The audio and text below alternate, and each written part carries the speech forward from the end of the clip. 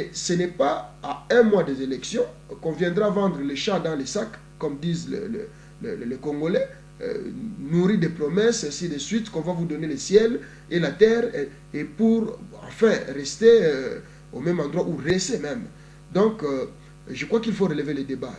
Ce qui se passe actuellement, honnêtement, nous, on n'a rien, rien trouvé de nouveau, si pas on a constaté simplement l'agitation entre ceux-là qui veulent se positionner, d'autres comme leaders de l'opposition, certains qui veulent coaliser et se montrer importants et peser dans la future coalition du pouvoir. Voilà, ce n'est qu'un constat que nous avons fait. Et donc, c'est tout ce qu'on pourrait dire par rapport au débat actuel. Donc, voilà. Écoutez, honnêtement, c'est vrai, nous sommes dans une période préélectorale, mais je crois qu'il y a encore trop à faire. Et les Congolais, ils ont besoin, c'est vrai, il y a les élections, comme j'ai dit, dans l'horizon, mais je ne pense pas que ce soit les besoins primaires actuellement des Congolais. Vous savez, il y a plusieurs dossiers brûlants qui sont sur la table, et j'aurais peur d'affirmer finalement ce que certains disent, que les Congolais c'est plus de bruit et ils agissent moins. Je vais vous citer quelques dossiers qui ont dérangé, qui continuent de déranger d'ailleurs, et qui jusque-là, on a commencé à faire du bruit, mais en réalité n'ont rien donné. Tous, vous savez, nous avons le dossier, par exemple, Arma Tungulu. Arma Tungulu a été tué violemment par ceux-là que nous connaissons. C'est vrai, à un certain moment donné, tout le monde en a parlé, tout le monde a fait du bruit, tout le monde, patati patata. Mais si on nous posait la question aujourd'hui, qu'en est-il du dossier Arma Tungulu? Qui de tous ces politiciens qui ont défilé, et qui ont parlé, et qui ont manifesté, certains la compassion, d'autres la colère, ainsi de suite. Si on leur posait la question aujourd'hui, qu'en est-il de la famille Arma Tungulu? Quelle réponse? Nous avons le dossier Chebeya. Je suis encore sur le point de la justice. Le procès Chebeya s'est déroulé comme il s'est déroulé. Je n'ai pas entendu une seule voix faisant objection ou même s'élevant pour rajouter, contredire, participer. Sinon, tout le monde est resté muet et par rapport à ce qu'on nous a présenté et de la même manière dont l'affaire a été conclue. Sur le plan de justice, il y a plusieurs dossiers. Il y a maintenant le crash qu'il y a eu à Kisangani. D'ailleurs, j'en profite pour présenter toutes mes condoléances aux familles touchées, éprouvées par cet drame vraiment qui nous a tous attristés sur le crash de cet avion. Mais jusque-là, personne ne dit mot, ça ne regarde personne, mais ça fait 92 morts. 122 morts, je crois, si j'ai bonne mémoire, d'après les rapports que j'ai sur ma table. 122 morts à Kisangani. Personne ne dit mot. On ne se base même pas sur l'enquête.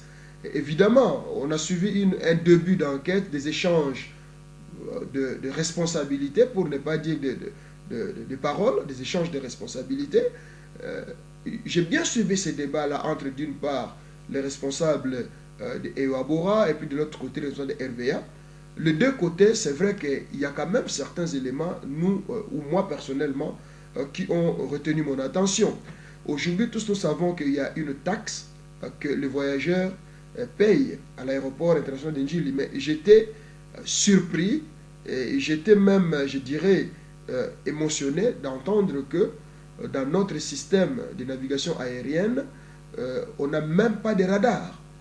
Et tout cet argent qui est versé va où et à quoi il sert? Il y a plusieurs questions. L'insécurité battante, je ne parlerai pas aujourd'hui de nos provinces, c'est-à-dire de l'Est de la RDC, où la situation est devenue monnaie courante ou certains en utilisent même pour en faire leur tremplin. Mais je rentre à Kinshasa. Nous avons entendu parler de Boulou, de Angenga, de tout ce qu'on connaît là, on nous a promis, voire même CPRK, et ainsi de suite. Mais Koulouna, où en sommes-nous? N'est-ce pas que Koulouna continue de battre, continue de se manifester, de se vivre, pour être simple, de battre les records, j'allais dire, en RDC, et particulièrement dans la ville-province de Kinshasa.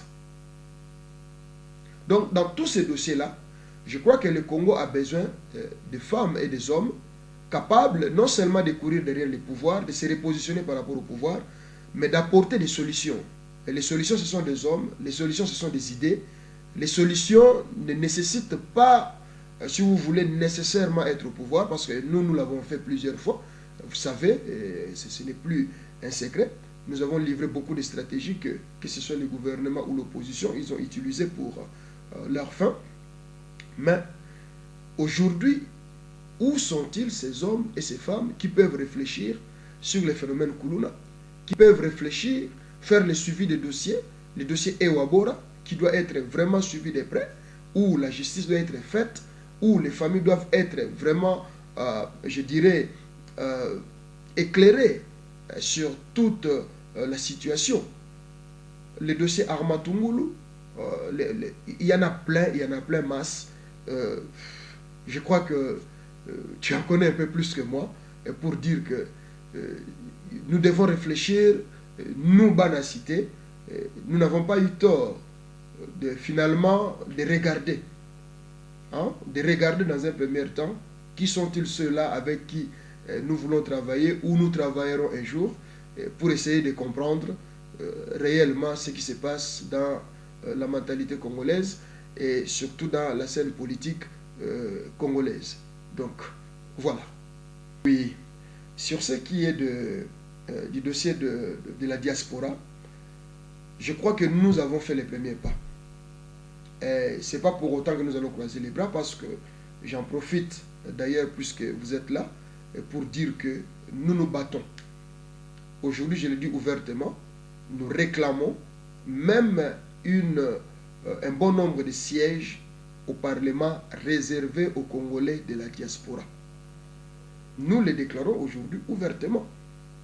Si vous ne voulez pas qu'on puisse aller à la présidence, écoutez, la moindre des choses, nous sommes des citoyens comme tous les autres, nous sommes une force, nous sommes une portion, nous sommes, je dirais, nous ne sommes pas extra, mais nous sommes des citoyens comme tous les autres. Je pense que compte tenu de ce que nous sommes, de ce que nous faisons pour les pays, de ce que nous pouvons représenter pour les pays, la moindre des choses, ça serait pour manifester une certaine considération et égard à ceux-là qui travaillent dur pour leur pays.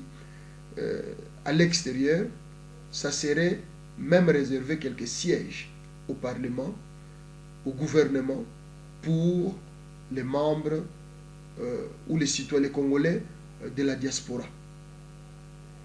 Je profiterai pour faire les points. Vous savez, très souvent, j'ai suivi ces discours qui se développent à l'intérieur, dire que si vous voulez participer réellement à la vie politique de votre pays, vous devez retourner. Si vous aimez votre pays, vous devez retourner. Je crois que c'est un discours qu'il faut bannir. Honnêtement, je ne sais pas si c'est de la haine, si c'est de l'incompréhension, si c'est de l'irresponsabilité, ou carrément un discours, je dirais moi, comme on dit, de discrimination qui est en train de se faufiler dans la scène politique ou dans la mentalité de certains Congolais.